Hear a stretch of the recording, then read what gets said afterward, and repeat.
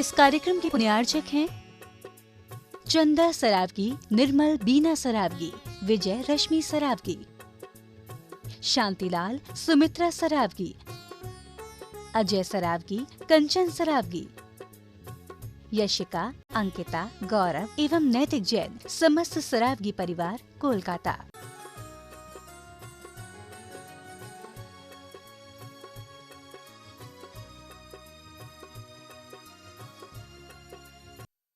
नगर से आप चल करके आए और जहां जहां मुनि श्री विराजमान रहा करते इस भारतवर्ष में, इस संकल्प के साथ कि कोई वर्ष ऐसा व्यतीत न हो जिस वर्ष में मुनि श्री प्रमाण सागर जी के दर्शन का सौभाग्य ये प्राप्त न कर पाए।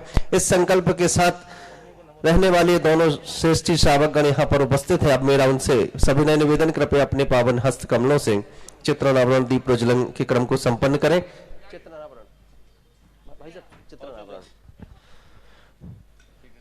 संजय जी मोदी साहेब बाकल से हमारे बीच उपस्थित है।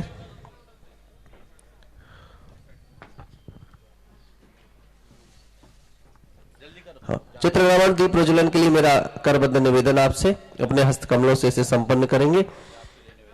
और मुनिवर श्री प्रमाण सागर जी महाराज श्री से हम सभी लोग निवेदन करेंगे कि मुनि श्री जी विश्व शांति की भावना के साथ शांति मंत्र का जाप हम सभी को कराएं, ये निवेदन। चलिए सभी लोग अपना स्थान ग्रहण कीजिए। बस अब ऊपर नहीं आइए। हाँ, आशीर्वाद सुनना नहीं, बात करिए, बैठ जाओ। ओ चलिए सभी शीघ्रता कीजिए। ओम सम्यक दर्शनाय नमः।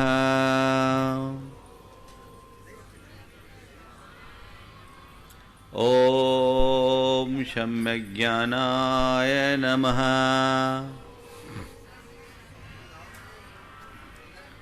ओम सम्यक चारित्राय नमः।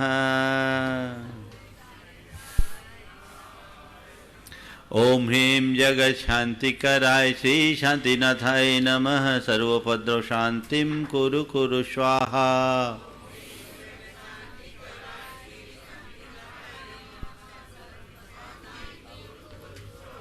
ओम ह्रीं जगत शांतिकराय श्री शांतिनाथाय नमः। सर्वोपद्रव शांतिं कुरु कुरु स्वाहा।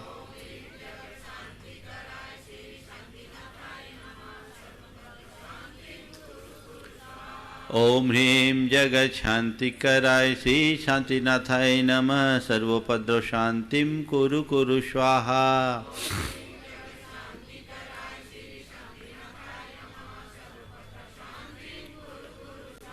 ओम ह्रीं जगत शांतिकराय श्री शांतिनाथाय नमः। सर्वोपद्रव शांतिं कुरु कुरु स्वाहा। शांतिकराय श्री शांतिनाथाय नमः। सर्वोपद्रव शांतिं कुरु कुरु स्वाहा। ओम ह्रीं जगत शांतिकराय श्री शांतिनाथाय नमः। सर्वोपद्रव शांतिं कुरु कुरु स्वाहा। ओम ह्रीं जगत शांतिकराय श्री शांतिनाथाय नमः। सर्वोपद्रव शांतिं कुरु कुरु स्वाहा। ओम ह्रीं जगत शांतिकराय श्री शांतिनाथाय नमः। सर्वोपद्रव शांतिं कुरु कुरु स्वाहा। ओम ह्रीं जगत शांतिकराय श्री शांतिनाथाय नमः।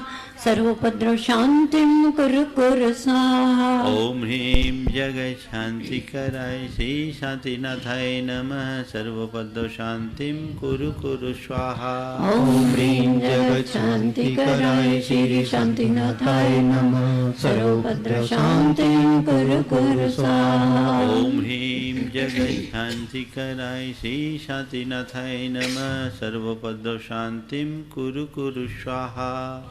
ह्रीं जगत शांतिकराय श्री शांतिनाथाय नमः। सर्वोपद्रव शांतिं कुरु कुरु स्वाहा। ओम ह्रीं जगत शांतिकराय श्री शांतिनाथाय नमः। सर्वोपद्रव शांतिं कुरु कुरु स्वाहा। ओम ह्रीं जगत शांतिकराय श्री शांतिनाथाय नमः। सर्वोपद्रव शांतिं कुरु कुरु स्वाहा। ओम ह्रीं जगत शांतिकराय श्री शांतिनाथाय नमः। सर्वपद शांतिं कुरु कुरु स्वाहा। ॐ ह्रीं जगच्छान्तिकराय श्री शान्तिनाथाय नमः सर्वभद्र शान्तिं कुरु कुरु स्वाहा। ॐ ह्रीं जगच्छान्तिकराय श्री शान्तिनाथाय नमः सर्वपद शांतिं कुरु कुरु स्वाहा।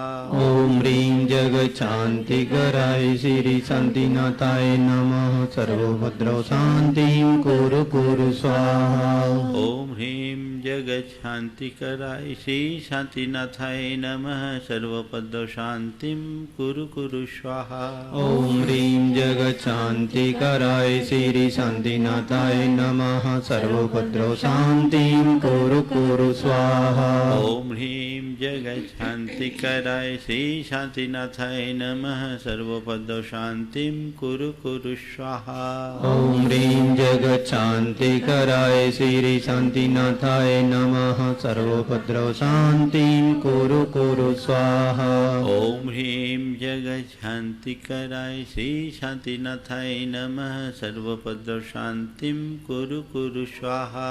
ॐ ह्रीं जगच्छान्तिकराय श्री शान्तिनाथाय नमः सर्वभद्र शान्तिं कुरु कुरु स्वाहा। ॐ ह्रीं जगच्छान्तिकराय श्री शान्तिनाथाय नमः सर्वपद शांतिं कुरु कुरु स्वाहा। ॐ ह्रीं जगच्छान्तिकराय श्री शान्तिनाथाय नमः सर्वभद्र शान्तिं कुरु कुरु स्वाहा। ॐ ह्रीं जगच्छान्तिकराय श्री शान्तिनाथाय नमः सर्वपद शांतिं कुरु कुरु स्वाहा।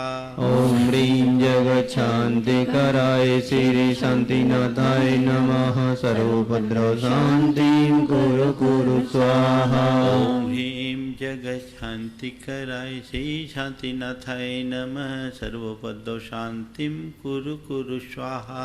ॐ ह्रीं जगच्छान्तिकराय श्री शान्तिनाथाय नमः सर्वभद्र शान्तिं कुरु कुरु स्वाहा। ॐ ह्रीं जगच्छान्तिकराय श्री शान्तिनाथाय नमः सर्वपद शांतिं कुरु कुरु स्वाहा। ॐ ह्रीं जगच्छान्तिकराय श्री शान्तिनाथाय नमः सर्वभद्र शान्तिं कुरु कुरु स्वाहा। ॐ ह्रीं जगच्छान्तिकराय श्री शान्तिनाथाय नमः सर्वपद शांतिं कुरु कुरु स्वाहा। ॐ ह्रीं जगच्छान्तिकराय श्री शान्तिनाथाय नमः सर्वभद्र शान्तिं कुरु कुरु स्वाहा। ॐ ह्रीं जगच्छान्तिकराय श्री शान्तिनाथाय नमः सर्वपद शांतिं कुरु कुरु स्वाहा।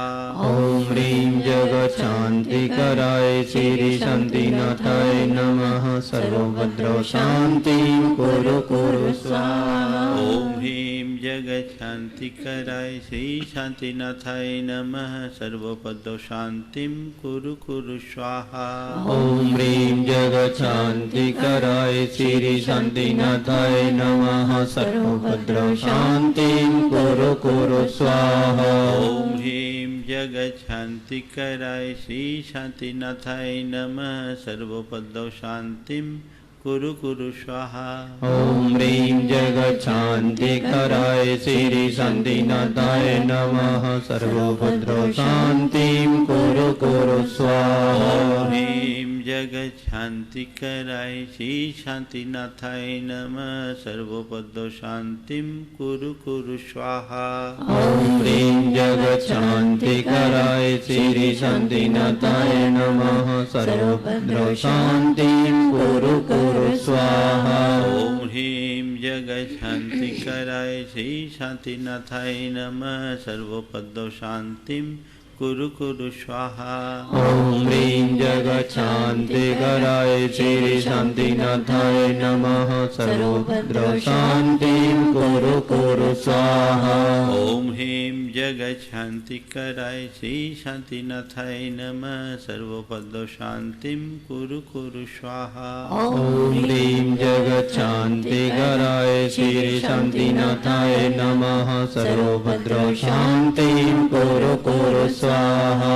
ॐ ह्रीं जगच्छान्तिकराय श्री शान्तिनाथाय नमः सर्वपद शांतिं कुरु कुरु स्वाहा। ओम ह्रीं जगच्छान्तिकराय श्री शान्तिनाथाय नमः। सर्वभद्र शान्तिं कुरु कुरु स्वाहा। ओम सम्यक् दर्शनाय नमः। ओम सम्यक् दर्शनाय नमः। ओम सम्यक् ज्ञानाय नमः। ओम सम्यक् ज्ञानाय नमः। ओम सम्यक् चारित्राय नमः। ओम सम्यक् चारित्राय नमः। जय बोलो श्री शांतिनाथ भगवान की जय जय जय। परम पूज्याचार्य गुरुवर श्री विद्यासागर जी महाराज की जय जय जय। परम पूज्य मुनि श्री प्रमाण सागर जी महाराज की जय जय जय। नमस्ते। सबसे पहले मैं निवेदन करूंगा ब्रह्मचारी अन्नू भैया जी कृपया आकर श्रीफल समर्पित करें। सहपरा जैन समाज के गौरव ब्रह्मचारी अन्नू भैया जी हमारे बीच उपस्थित हैं और मेरा निवेदन होगा आज के हमारे अतिथि वृंद सुनील जी बिलाला, संजय जी बिलाला कृपया मंच पर विराजित होंगे। ससम्मान आप अपना स्थान ग्रहण करें। मेरा आग्रह कृपया स्वीकार करेंगे। चूंकि आप एक विनम्र श्रावक है लेकिन फिर भी हमारा आपसे निवेदन है कृपया आप आकर मंच पर विराजित हों।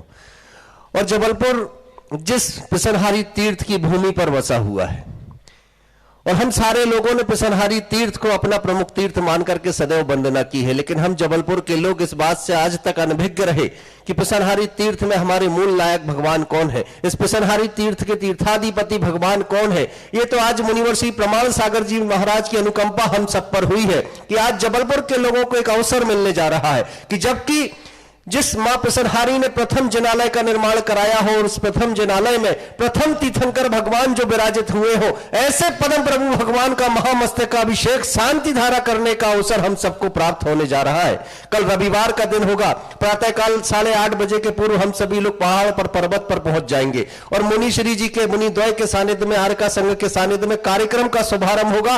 कल पदम प्रभु भगवान को हम सभी लोग जिनालय से बाहर लेकर के आएंगे और पर्वत पर विराजमान करेंगे और वहीं पर शांति धारा अभिषेक का कार्यक्रम प्रारंभ हो जाएगा। मेरा निवेदन होगा कल अलौकिक दृश्य होगा। मुनि श्री जब ऊपर पर्वत पर विराजित होंगे तो वहीं मुनि श्री की दिव्य देशना 8:50 पर प्रारंभ हो जाएगी और उसके साथ ही साथ शांति धारा अभिषेक का कार्यक्रम होगा। तो निवेदन कि जबलपुर का एक भी श्रावक और आसपास के गांवों का एक भी श्रावक अब शेष न रह जाए जो तीर्थाधिपति पदम प्रभु भगवान का अभिषेक न करे, उस प्रतिमा का अवलोकन न करे जिस प्रतिमा को विराजमान करने का अवसर मां पिसनहारी को मिला था।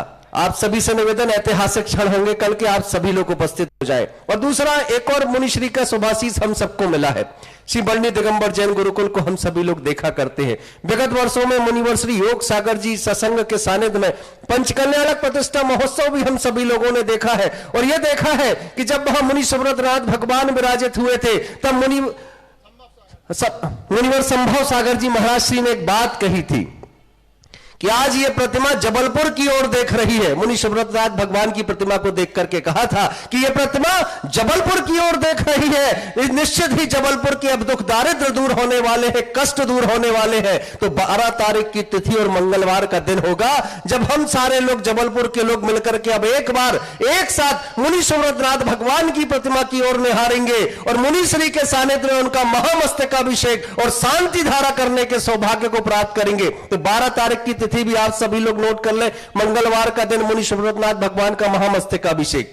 और तीसरा सबसे बड़ा जो आशीर्वाद हमें मिला हुआ है जिसकी प्रतीक्षा सारे लोगों को थी, श्री नैमिनाथ दिगंबर जैन पंचायती मंदिर पुरानी बजाजी के लोग बार बार निवेदन कर रहे थे। पंचायत सभा, जैन नवयुग सभा, राष्ट्रीय दिगंबर जैन युवा संघ, पिसनहारी तीर्थ के पदाधिकारी सारे लोग निवेदन कर रहे थे कि महाराज श्री एक बड़ा आशीर्वाद आपका चाहिए।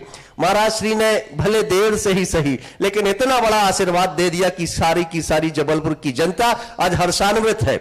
हम सारे लोगों को आशीर्वाद मिल चुका है कि 14 जनवरी से लेकर के 19 जनवरी तक इसी पिसनहारी तीर्थ की भूमि पर पंचकल्याणक प्रतिष्ठा एवं विश्व शांति कामना महायज्ञ मुनिद्वय और आर्का संघ के सानिध्य में हम सभी लोग करने जा रहे हैं, जिसके लिए पात्र चयन की प्रक्रिया प्रारंभ हो चुकी है।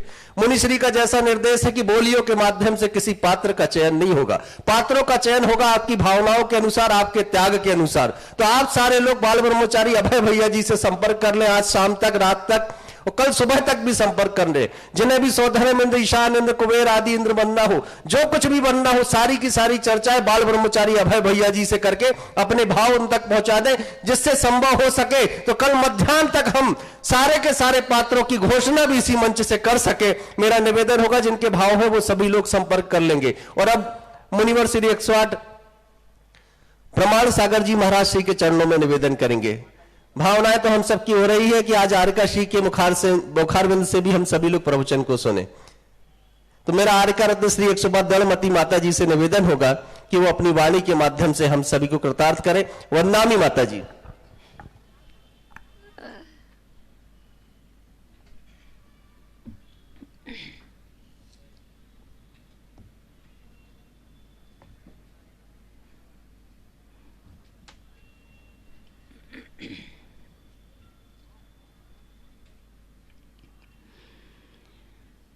ओम नमः सिद्धेभ्यः। ओम नमः सिद्धेभ्यः। ओम नमः सिद्धेभ्यः। मंगलम भगवान वीरो, मंगलम गौतमो गणी, मंगलम कुंद कुंदार्यो, जैन धर्मस्तु मंगलम, सर्वमंगल मांगल्यम, सर्वकल्याणकारकम, प्रधानम सर्वधर्माणां, जैनं जयतु शासनं, वन्दे विद्यासागरम्।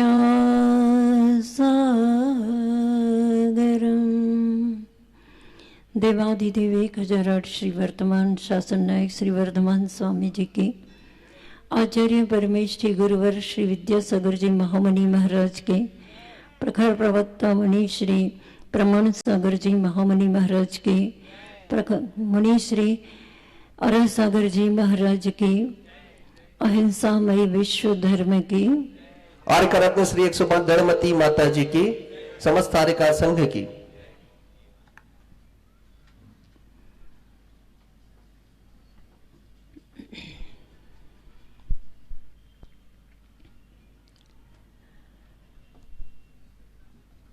आज की धर्म सभा प्रारंभ हो, इसके पूर्व मंगलमय वातावरण निर्मित हो और मुनि श्री जी की देशना सुनने के लिए हम तल्लीन हों, एकाग्र हों। इसके लिए मंगलमयी व्यक्तित्व, महान व्यक्तित्व के धनी आचार्य श्री जी का स्मरण करते हुए एक प्रसंग आपके समक्ष रखना चाहूंगी। सन 78 या 79 की बात है। द्रोणगिरी में आचार्य श्री जी सत्संग उपस्थित थे।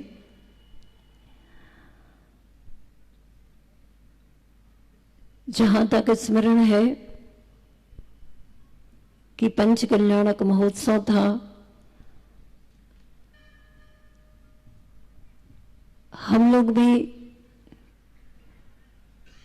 आचार्य श्री जी के दर्शन करने के लिए परिवार के साथ और कुछ सहपाठियों के साथ दर्शन करने हेतु द्रोणगिरी गए थे। जिस समय हम द्रोणगिरी के प्रवचन सभा के प्रांगण में पहुंचे थे, उस समय आचार्य श्री जी के प्रवचन धारा में से 2 वाक्य सुनने को मिले थे। प्रसंग चल रहा होगा उनका कि इस दुनिया में कौन बेचैन है और कौन चैन में है। पंक्ति सुनी थी कि देखो गधे के गले में चैन नहीं है, फिर भी वह चैन से जिंदगी जी रहा होता है। और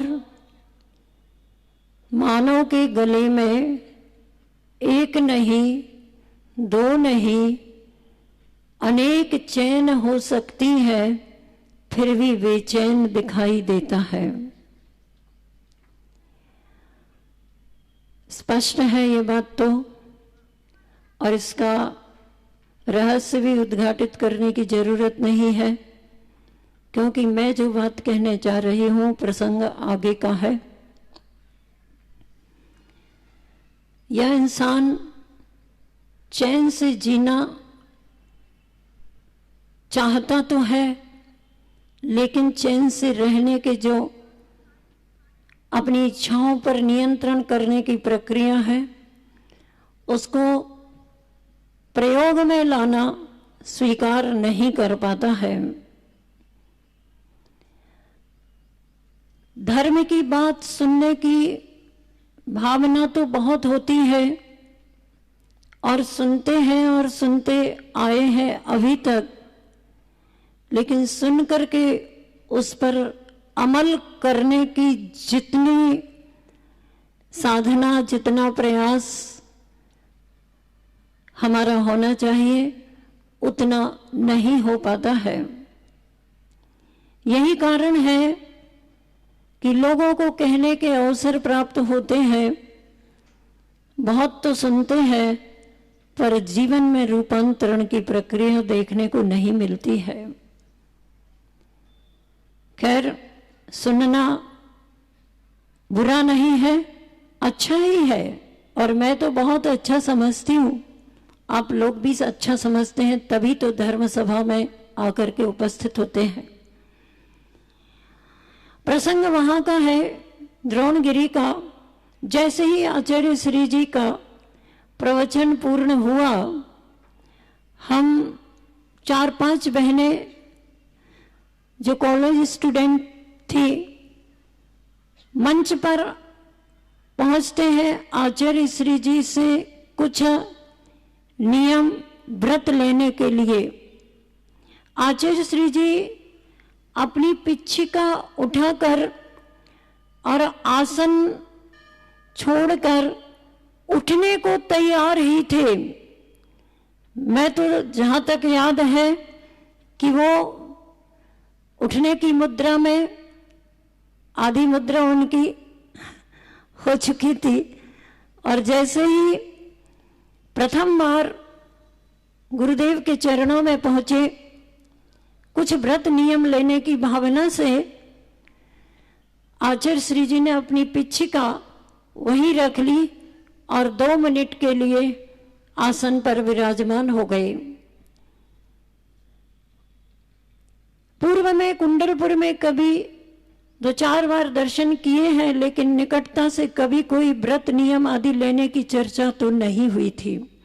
फिर भी परिवार के साथ जाते थे। पंडित श्री विद्वान पन्नालाल जी के साथ में भी जाने का, बैठने का अवसर मिलता था आचार्य श्री जी के पास, क्योंकि बचपन से हम लोगों के धर्म शिक्षा गुरु विद्वान की दृष्टि से देखें तो सागर में जो पंडित पन्नालाल जी थे वही थे। आचार्य श्री जी बैठे, हम लोगों ने निवेदन किया, आचार्य श्री जी कुछ नियम दीजिए, कुछ व्रत प्रदान कीजिए। हम लोग व्रत नियम लेने की भावना से आपके चरणों में उपस्थित हुए हैं। आचार्य श्री जी ने एक नजर ऊपर से नीचे तक जहां भी जैसा देखा हो, और सीधा एक वाक्य उन्होंने कहा, आर्य का बनो। आपको आश्चर्य हुआ होगा? हुआ? हो रहा? नहीं हो रहा। अभी आपके चेहरे के एक्सप्रेशन से कुछ पता नहीं चल रहा। अभी विचार करो, प्रथम बार व्रत नियम लेने के लिए कोई जाए और उनको ये कहा जाए कि आरिका बनो, मैं सुनकर के आश्चर्य तो नहीं हुआ, लेकिन पुनः निवेदन किया, आचार्य श्री जी आरिका बनने की शुरुआत कहां से करें, वो आप बता दीजिए। ये मंच पर बैठे ही चर्चा हो रही और सारी जनता पंडाल में खड़ी हुई है सामने। तब आचार्य श्री जी ने कहा, चलचित्र देखते हो?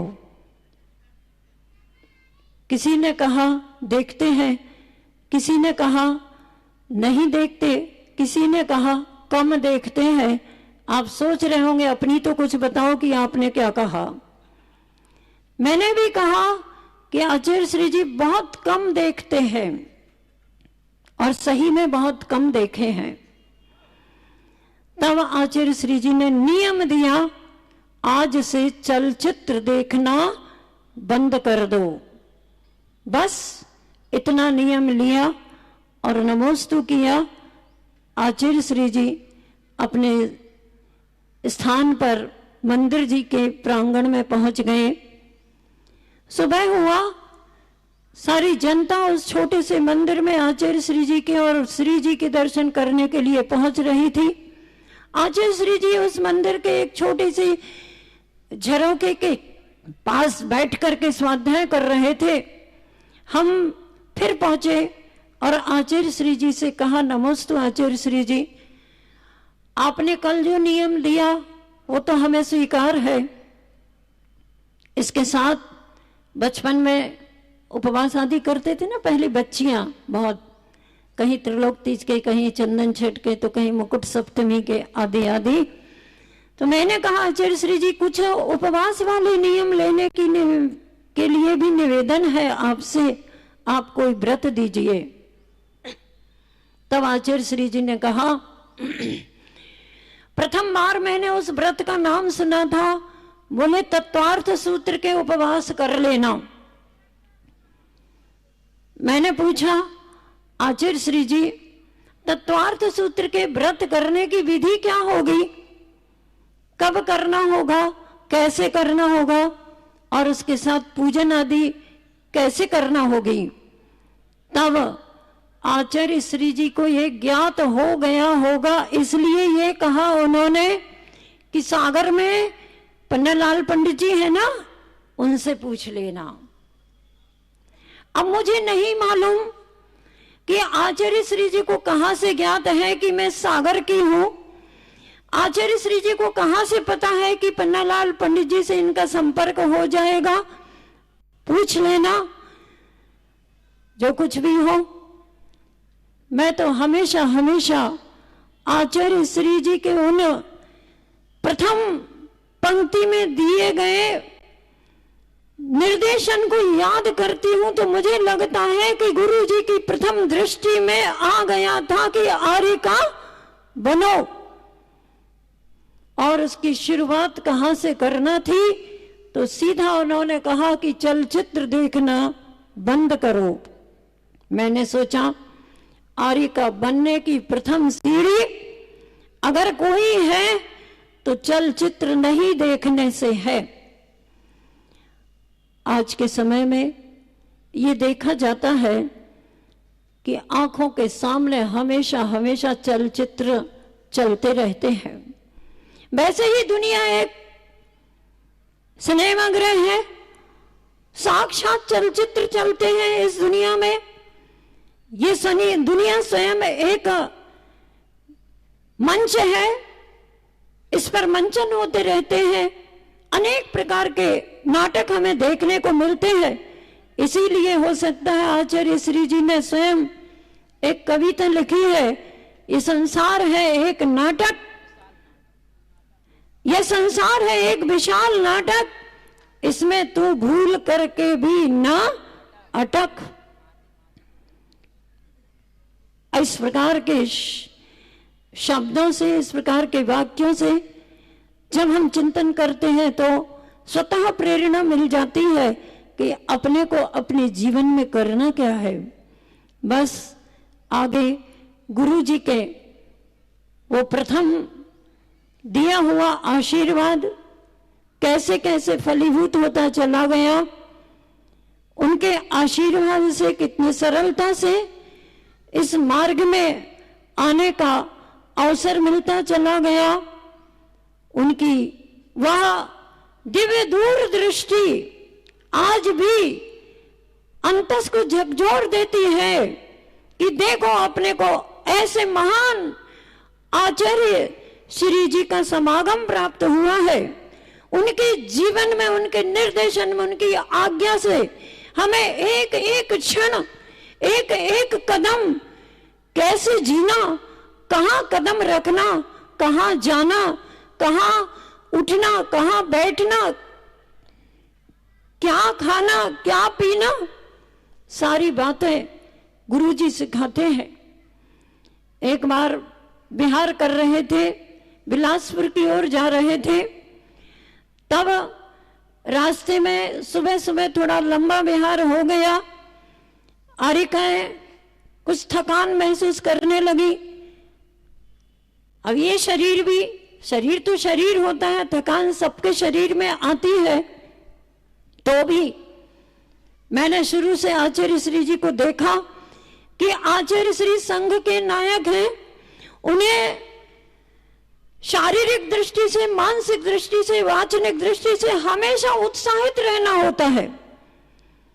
हर क्रिया में उनकी उत्साह की तरंग ऐसी दिखाई देती है कि उनकी तरंग में हम सब भी तरंगायित होते हुए आगे बढ़ते चले जाते हैं। मैंने आरिकाओं से, कुछ आरिकाएं रह गई पीछे, तो मैंने उनको कहा, बोले माता जी बहुत थक गए, अब तो कुछ नहीं, अब नहीं चलते बन रहा, अब कितना और घूमना है। मेरे मुख से निकला कि देखो वैसे ही संसार के चारों गति में परिभ्रमण करते करते, घूमते घूमते अब बहुत थक चुके हैं। हो सकता है इस जिंदगी में आचार्य श्री जी के निर्देशन से चलते चलते थक भी जाएंगे, तो ये चतुर्गति का परिभ्रमण समाप्त हो सकेगा। इसलिए आगे चलो, आगे चलो, अपन आगे बढ़ेंगे। आचार्य श्री से ऊर्जा मिलती चली जाएगी। उनके आशीर्वाद में इतनी ऊर्जा होती है। उनकी ऊर्जा हम अपनी आस्था और श्रद्धा से अपने में उसको ग्रहण करते हैं तो मोक्ष मार्ग में आगे बढ़ते चले जाते हैं। मैं तो गुरुदेव के इस आशीर्वाद को पा करके, और मैं अकेली नहीं, ये तो अपना अपना प्रसंग है इसलिए बता दिया गया, लेकिन आप सब जानते हैं कि इस कलियुग में, इस भौतिक चमत्कार के युग में भी, भौतिक चकाचौंध की बढ़ती इस युग की स्थिति में भी अपने को ऐसे वीतरागी संत, और अकेले संत ने, महासंत नहीं, आचार्य श्री जी नहीं, जहां देखो वहां सभी प्रांतों में ऐसे मुनिराज जैसे समस्त संतों का समागम अपने को प्राप्त हो रहा है, जिनकी दिगंबर मुद्रा देख करके सबको याद आ जाता है कि वीतराग मुखम दृष्ट्वा पद्मराग समप्रभम। इस तरह से गुरुदेव का उपकार हम सभी के ऊपर है। प्रत्येक आरिकाओं के लिए, प्रत्येक ब्रह्मचारिणी बहन, चाहे प्रत्येक ब्रह्मचारी भाई हो, सबके लिए आचार्य श्री जी ने किसी से नहीं कहा कि तुम व्रत ले लो या लेना चाहते हो, लेकिन उनकी वीतराग में उस दृष्टि से प्रभावित होकर के हम सभी आगे बढ़े हैं। मैं तो श्वास के अंतिम श्वास तक यही भावना भाती हूँ कि हे गुरुवर, आपकी वह वीतराग दृष्टि हमारी दृष्टि के सामने रहे, जिससे कि मेरी दृष्टि सम्यक दृष्टि बनी रहे। बस यही सद्भावना है। जय बोलिए आचार्य गुरुवर श्री विद्यासागर जी महामुनि महाराज की। और अब मुनिवर श्री प्रमाण सागर जी महाराज श्री के चरणों में समस्त सभागृह की ओर से हम सभी लोग नमोस्तु कर रहे हैं। और जैसा हम सबको विदित है कि 14 तारीख से 19 तारीख की तिथियां इस जबलपुर के लिए ऐतिहासिक तिथियां बनने जा रही हैं। जबकि मुनिवर श्री प्रमाण सागर जी, मुनिवर श्री अरह सागर जी और आर्यका रत्न श्री 105 दड़मती माता जी सत्संग के सानिध्य में पंच कल्याणक प्रतिष्ठा एवं विश्व शांति कामना महायज्ञ का आयोजन इसी पिसनहारी तीर्थ की भूमि पर होने जा रहा है। इस कार्यक्रम के लिए हम सभी लोग अपनी मानसिकता तैयार करें और जिन्हें पुण्य पात्र बनना हो वो सभी लोग बाल ब्रह्मचारी अभय भैया जी से संपर्क करें। अब हम मुनिवर श्री 108 प्रमाण सागर जी महाराज श्री के चरणों में नमोस्तु निवेदित करते हुए निवेदन करते हैं कि आप अपनी वाणी से हम सभी को अनुग्रहित करें। नमोस्तु महाराज श्री। ओम नमः। जय बोलो अहिंसा परमो धर्म की जय जय जय। परम पूज्य आचार्य गुरुवर श्री विद्यासागर जी महाराज की जय जय जय। परम पूज्य मुनि श्री प्रमाण सागर जी महाराज की जय जय जय। नमोस्तु। बात चल रही है जीवन को सुख शांतिमय बनाने की। आज बात मुझे उसी की करनी थी, लेकिन कल प्रसंग आया विवाह पद्धति के संदर्भ में बात करने की। क्रम को बीच में रोककर आज उस संदर्भ में मैं आप सबसे चर्चा करना चाहता हूँ। भारतीय परंपरा में विवाह प्रक्रिया के माध्यम से परिवार और कुटुंब संस्था को स्थापित करने की, संचालित करने की एक प्रक्रिया विकसित हुई। ये भारत की पुरातन प्रक्रिया है और जब से कर्ममूलक मानव सभ्यता की शुरुआत हुई तब से विवाह की व्यवस्था हमारे यहाँ बनी। भगवान ऋषभदेव का विवाह इस युग के आदि में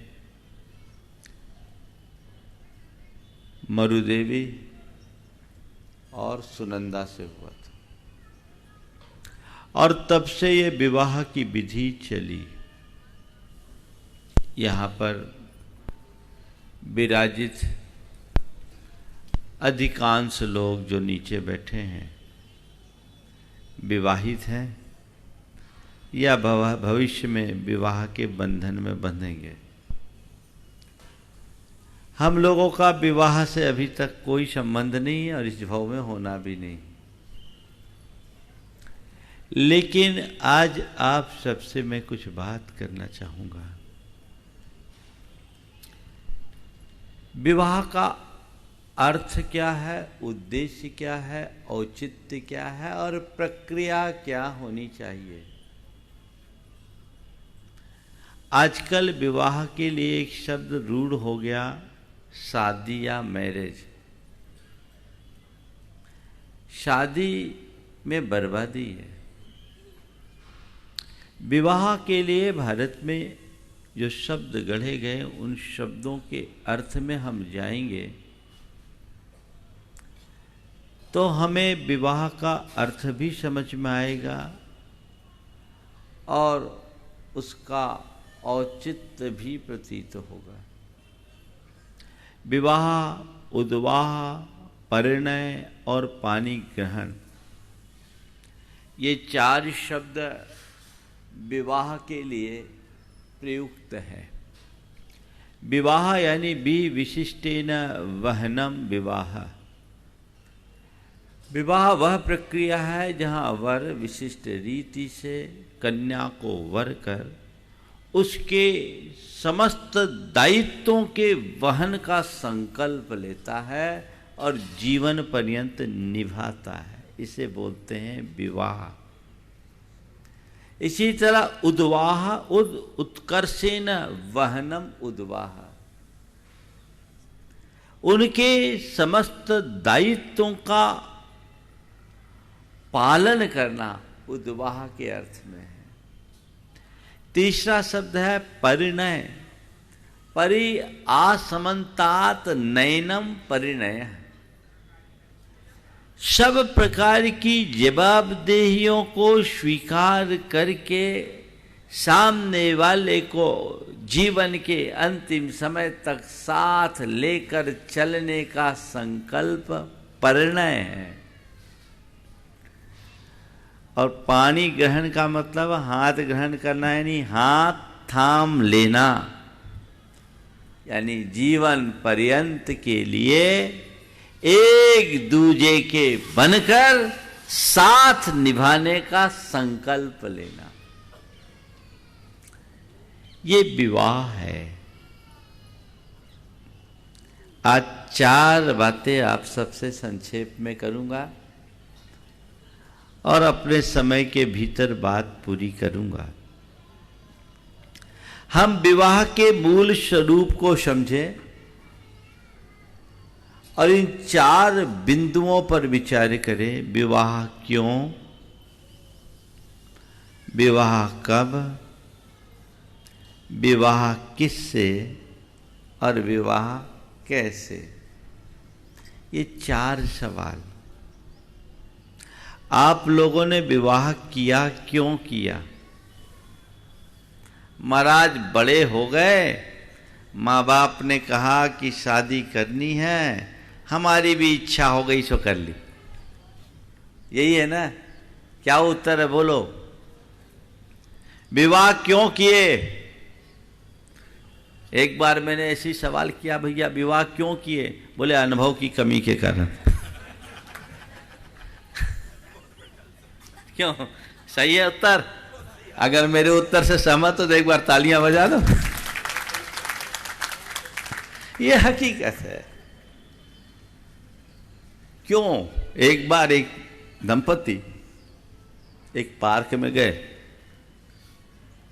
तो एक झाड़ी को देखते हुए धर्मपत्नी ने कहा, देखो ये झाड़ी देख रहे हो, आज से 20 साल पहले हम दोनों पार्क में घूमने आए थे, पिताजी ने देखा था तो इसी झाड़ी में छिप गए थे।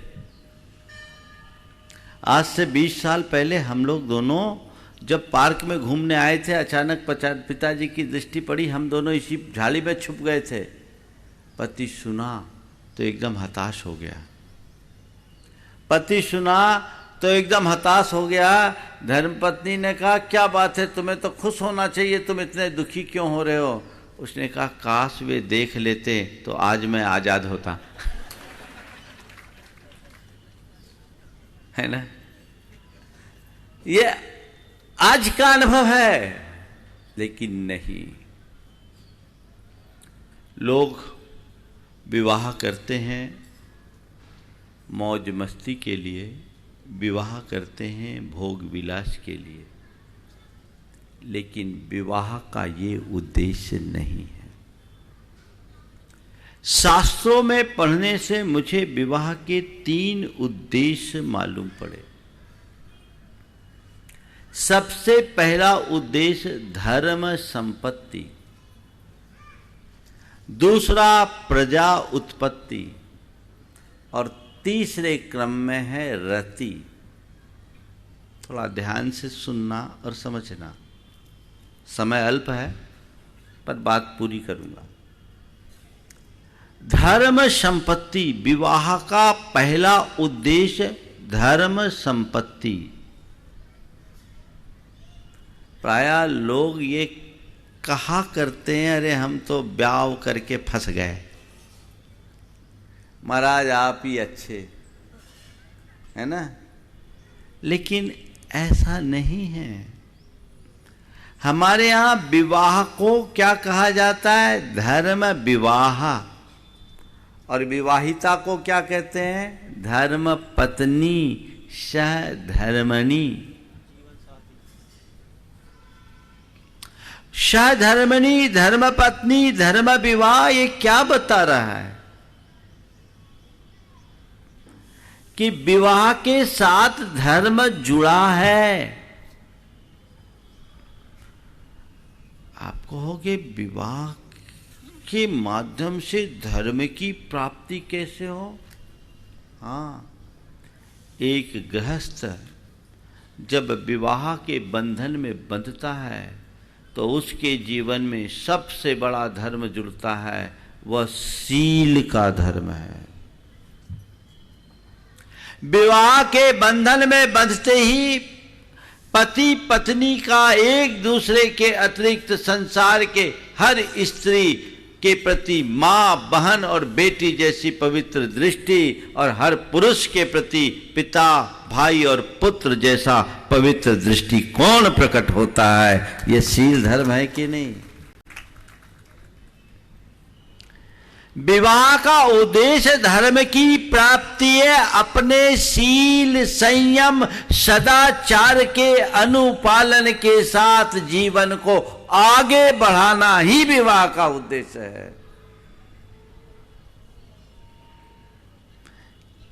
केवल मौज मस्ती में फंसना नहीं।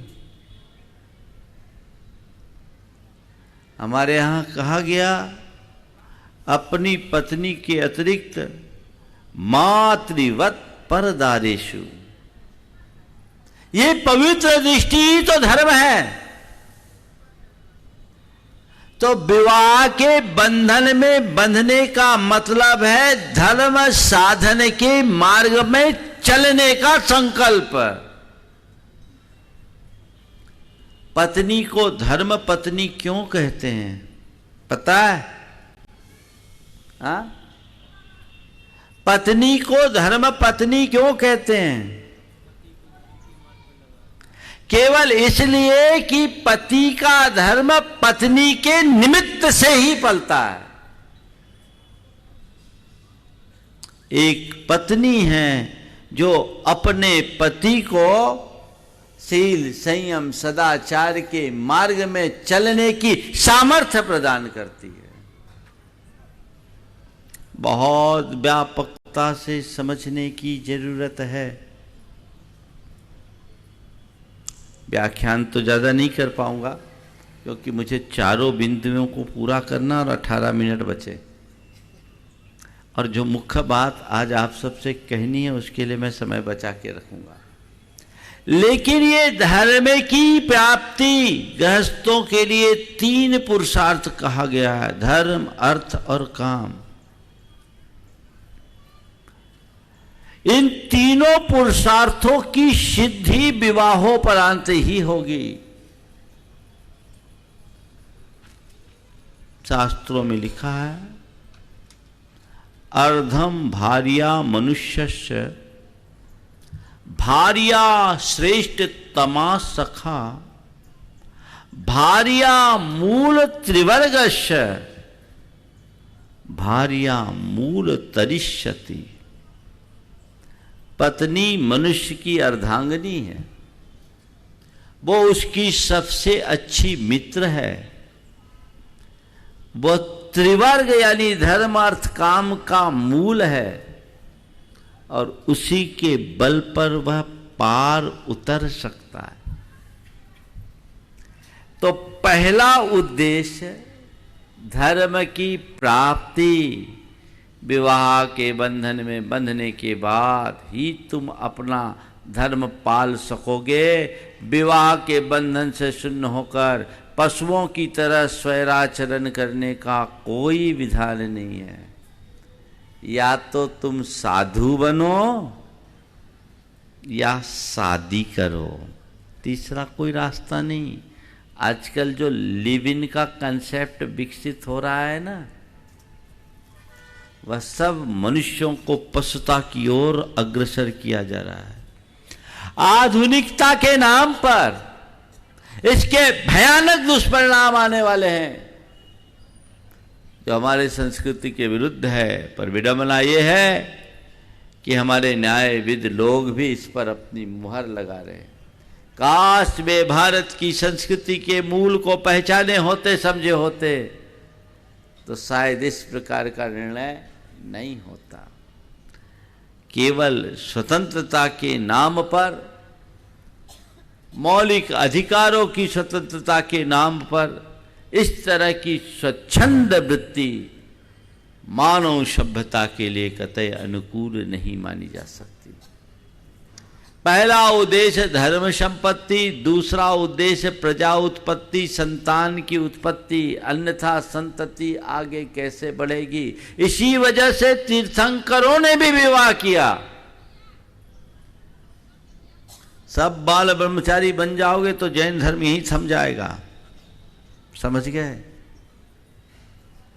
धर्म की प्राप्ति, धर्म की परंपरा तभी होगी जब संतति आगे बढ़ेगी।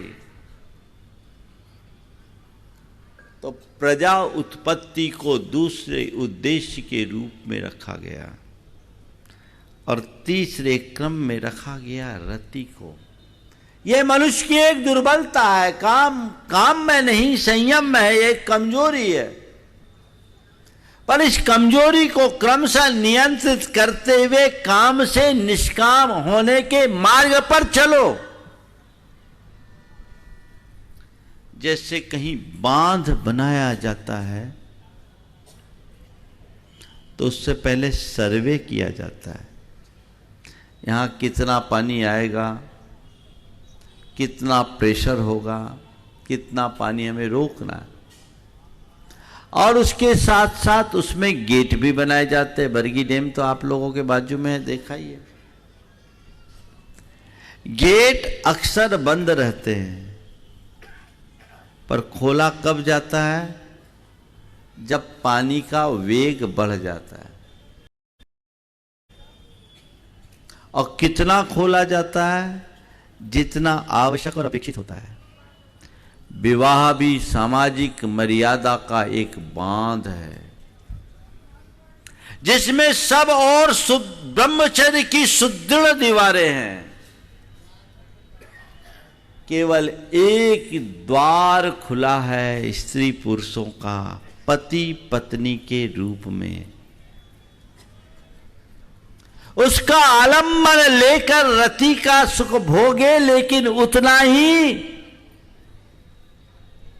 जितना आवश्यक हो। धर्म से नियंत्रित अर्थ और काम के अभिप्रेत अर्थ को समझिए। हमारी संस्कृति में और हमारे शास्त्रों में एक एक बात का अत्यंत बारीकी के साथ विवेचन है। काश हम उस गहराई को समझ पाते। तो धर्म, संपत्ति, प्रजा उत्पत्ति और रति, ये तीन उद्देश्यों से भर करके विवाह किया जाता है। इन तीन उद्देश्यों से जुड़ करके विवाह होता है और जिनका उद्देश्य सही होता है उनको परिणाम भी सही मिलता है। अब ये सब चीजें दिनों दिन छूटते जा रही है और उसके दुष्परिणाम सामने आ रहे हैं। दूसरी बात, विवाह कब करो? तो हमारे यहां कहा गया पूर्ण वयस्क होने के बाद ही विवाह करो। उमुक बाल भावे संवंग परिपुण्य, ऐसा शब्द कहा गया। बाल भाव जब समाप्त हो जाए, सर्वांग परिपूर्ण हो। विवाह में बाल विवाह का निषेध जैन शास्त्रों में है, लेकिन कन्या का विवाह होना चाहिए। और कन्या 18-20 वर्ष तक ही होती है। 25 वर्ष में तो वो परिपक्व युवती बन जाती है। जब कन्या विवाहित होती है तो विवाहोपरांत वह एक दूसरे के साथ ढल जाती है। पर जब अधिक उम्र होने के बाद बौद्धिक परिपक्वता आ जाती है तो छोटी छोटी बातों में ईगो क्लैश होता है। विवाह विच्छेद या तलाक के बढ़ते हुए प्रकरण के पीछे ये भी एक बड़ा कारण है। इस संदर्भ में अब लोग अच्छे से बहस करने लगे हैं। दो बातें सामने आने लगी है कि अधिक उम्र में ज्यादा पढ़ लिख जाने के बाद विवाह करने के बाद आपस में सामंजस्य कठिन होता है और लेट मैरिज के कारण इश्यूज के पीछे डॉक्टरों के आगे लाइन लगानी पड़ती है। ये एक बहुत बड़ी समस्या है, क्योंकि जो नेचर के अगेंस्ट जाता है उसे दुष्परिणाम भोगना पड़ता है। हमारे गुरुदेव कहते हैं कि व्यवस्था बदलनी चाहिए, विवाह के बाद भी पढ़ाई जारी रखने की व्यवस्था परिवारों में होनी चाहिए। और रामटेक में एक बार गुरुदेव ने कहा था 12वीं होते ही विवाह कर लो, बाद में पढ़ाई करो। अरे पढ़ाई जरूरी है, मानता हूं, मैं सहमत हूं इस बात के लिए कि लड़कों के साथ लड़कियां भी बराबरी से पढ़ लिख करके आगे आए। और हमारे भगवान ऋषभ देव ने तो अपने बेटों की जगह बेटियों को पहले पढ़ाया। अक्षर और अंक का ज्ञान बेटों के निमित्त नहीं, बेटियों के निमित्त मिला। और नृत्य भरत के कारण हुआ, इसलिए भरतनाट्यम हुआ।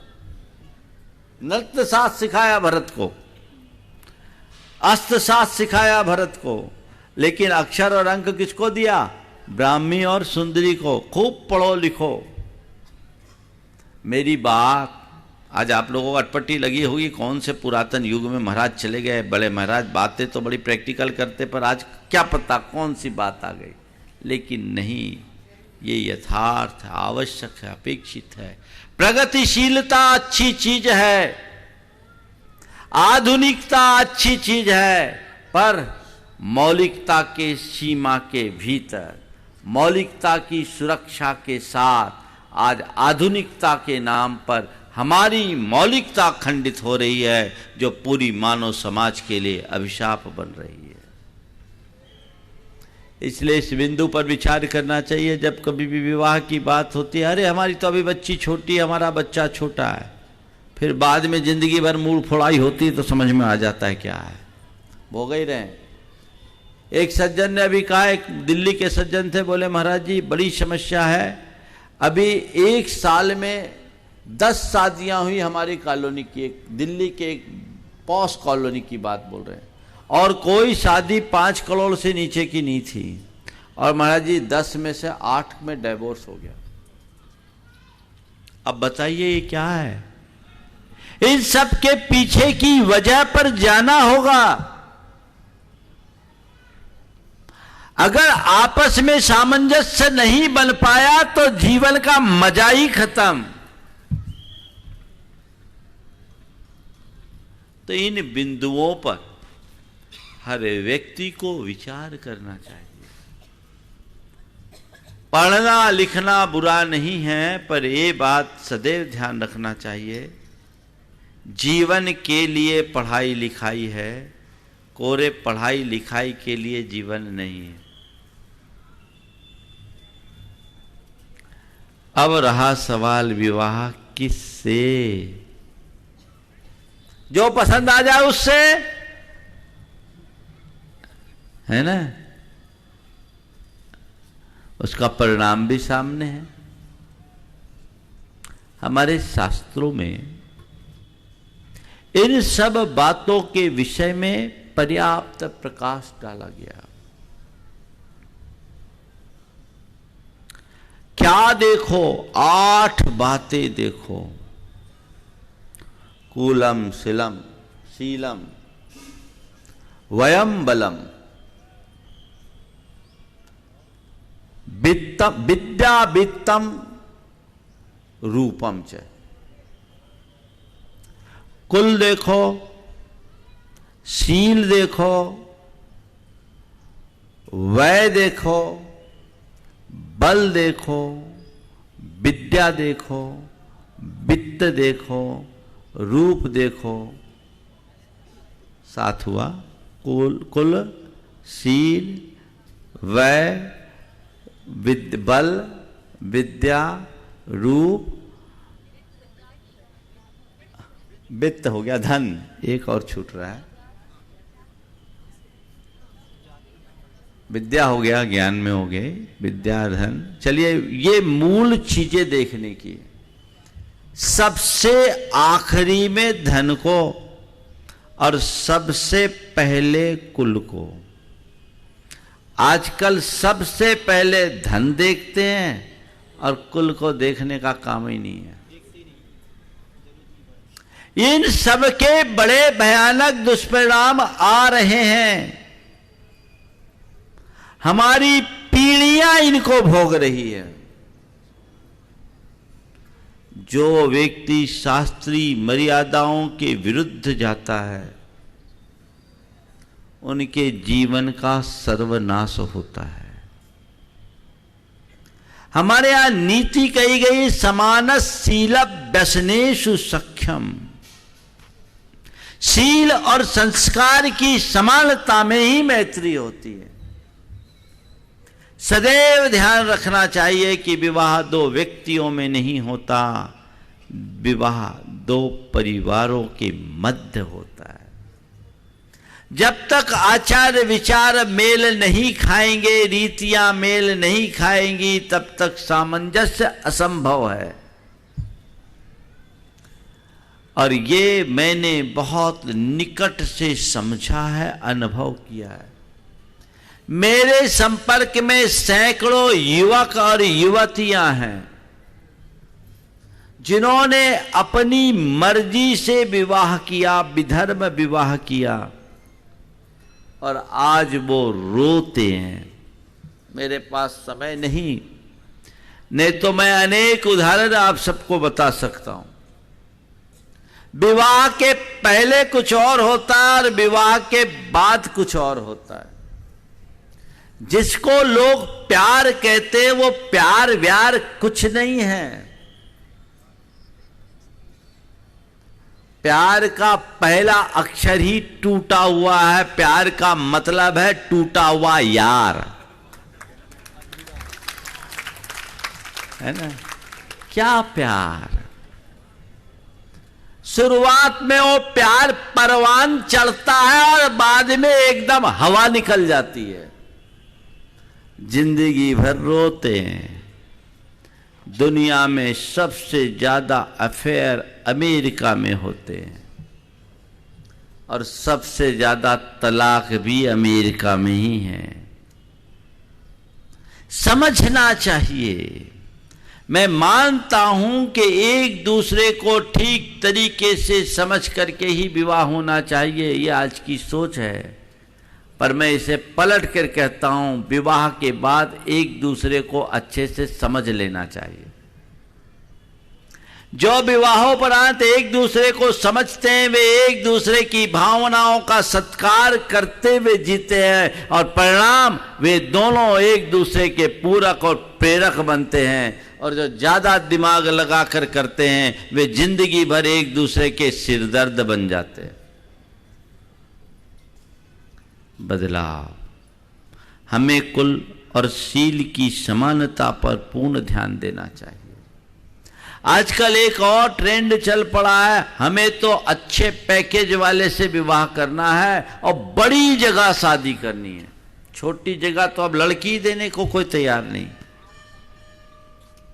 क्या हाल हो गया? अच्छा खासा व्यापार जमा जमाया, सब कुछ एसेट्स जिनके अच्छे हैं, वहां विवाह करने के लिए लड़कियां तैयार नहीं हैं। कहां? महानगर में। और कई तो झूठा बोल देते, 3 लाख 4 लाख का पैकेज होता है, 10-12 लाख बता देते और फिर जाने के बाद जिंदगी भर रोते हैं। अच्छा 5-5 हजार 10-10 हजार वर्ग फुट का मकान छोड़कर 500 फुट की खोली में रहते हैं। खोली कहेंगे उसको और क्या कहेंगे? आपके शब्दों में फ्लैट है, वो बस सिकुड़ावा खोली तो है जहां का कोई इंफ्रास्ट्रक्चर भी नहीं। हालांकि इस लॉकडाउन ने लोगों को एहसास करा दिया कि घर कितना प्यारा होता है। सोच होनी चाहिए। अपनों के मध्य, थोड़ा सा चलने दे रहे, आज विषय पूरा करना है, 10-5 मिनट लगेगा। अपनों के मध्य हमें जगह की जब कभी भी बात हो, छोटी और बड़ी जगह नहीं देखना चाहिए। समृद्ध कुल और शील से युक्त परिवार देखना चाहिए। हुनर संपन्न व्यक्ति देखना चाहिए। एक बात और इस विषय में ध्यान देने की है, यदि सभी लोग बड़े ही जगह चले जाएंगे तो छोटी जगहों का क्या होगा? सारा हिंदुस्तान 5 महानगरों में सिमट जाए तो बाकी हिंदुस्तान का क्या होगा? बोलो। बहुत तेजी से बदलाव आ रहा है। अब तो भोपाल जैसे शहर में भी बहुत सारी कॉलोनियां ऐसी मैंने देखी जहां केवल सीनियर सिटीजन ही घरों में 5-5 हजार स्क्वायर फुट का घर है, पर रहने वाले बस 2 ही है। उनके बच्चे सब बाहर जॉब कर रहे हैं। जे मरेंगे तो उनके बच्चे इनकी संपत्ति बेचने आएंगे, बाकी और कुछ काम नहीं। सब खाली। भोपाल, जयपुर जैसे शहर की बात कर रहा हूं, जबलपुर तो छोटा है उसके मामले में। उसकी वजह आप अपने बच्चों को पढ़ा लिखा करके ऐसी तालीम देते कि वो उधर ही भागते हैं, और मल्टीनेशनल कंपनीज उधर, सबको जॉब जॉब जॉब। एक ने तो कहा हमारा जॉब नहीं करेंगे तो शादी नहीं होगी, इसलिए भी जॉब करना पड़ रहा है। अच्छा खासा व्यापार छूट रहा है। ऐसा ही चलता रहा तो हमारे धर्मस्थलों का क्या होगा, और साधु संतों के विहार का क्या होगा। इस पर गंभीरता से विचार होना चाहिए। तो विवाह धर्म सम्मत प्रक्रिया के अनुरूप ही करना चाहिए। आजकल जिस तरह की विवाह की प्रक्रिया चल गई है, युवक युवतियों में जिस तरह का झुकाव हो रहा है, वो ठीक नहीं है। उन्हें समय से हमें समझाना चाहिए। एक बार एक लड़की मेरे पास आई, वो अपने पिता के साथ आई।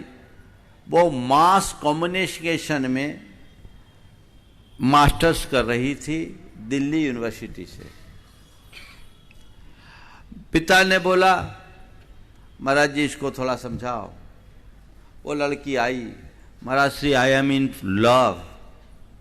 ठीक है, बात की, मैं शादी करना चाहती हूँ, करना चाहती। ठीक है, पढ़ी लिखी लड़की और मास कम्युनिकेशन में पीजी कर रही है, मास्टर्स कर रही है। मैंने कहा ठीक है, तो तुमसे मैं एक सवाल करता हूँ, तुम उसका उत्तर दो, फिर उसके बाद मैं बोलूँगा कि तुम अपना निर्णय लेने में कितनी सक्षम हो। ठीक है, बोलिए महाराज। हमने कहा मैं 2 वर्ड बोल रहा हूँ, उसकी स्पेलिंग तुम्हें बोलना है। 2 वर्ड बोल रहा हूँ, उसकी स्पेलिंग तुम्हें बोलना है। इस कार्यक्रम के पुण्यार्जक थे चंदा सरावगी, निर्मल बीना सरावगी, विजय रश्मि सरावगी, शांतिलाल सुमित्रा सरावगी, अजय सरावगी, कंचन सरावगी, यशिका, अंकिता, गौरव एवं नैतिक जैन, समस्त सरावगी परिवार, कोलकाता।